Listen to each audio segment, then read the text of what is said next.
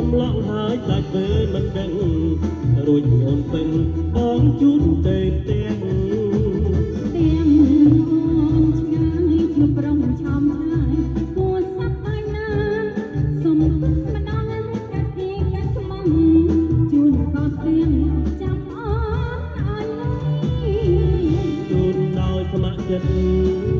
លៀនមិនគិតទេសាមួយប្តីអូនមានលុយគាត់ធ្វើទីហ៊ានយកបានទុំ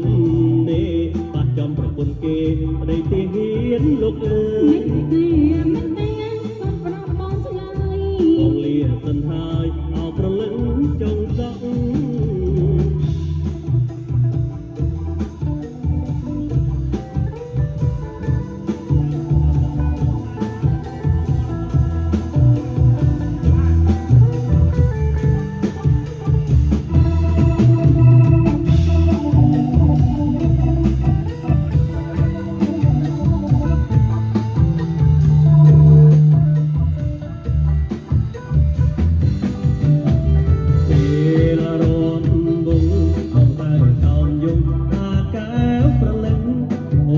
សំឡងហើយតែធ្វើមិនដឹង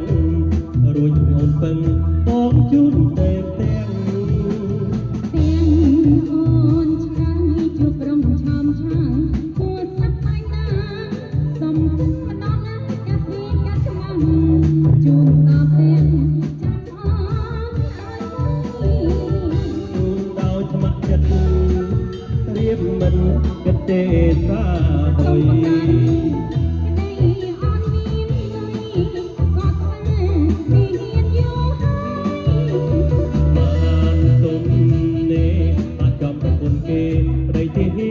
លោកអើយមិនទេ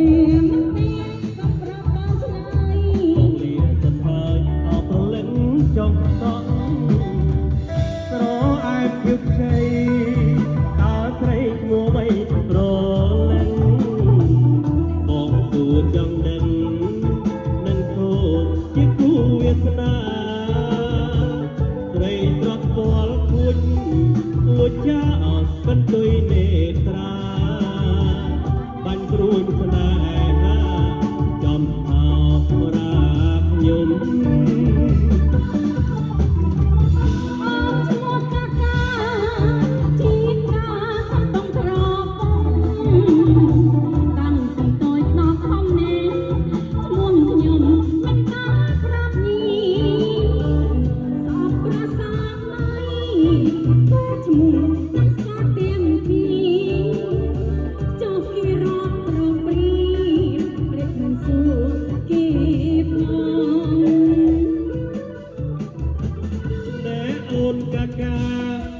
ឡំមុខឡរៀងល្អអូយអៀនក៏ឡាំជួបមុខគ្នាមកតតំចោសោសាស្រីស្រឡាញ់បងទៅ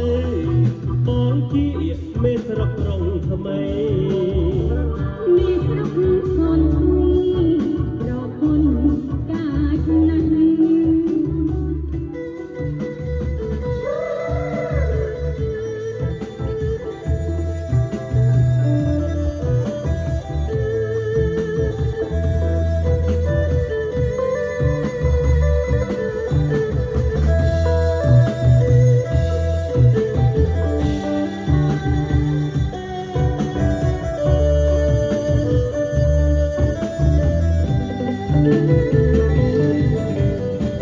ស្រអែបគឺខ្ចី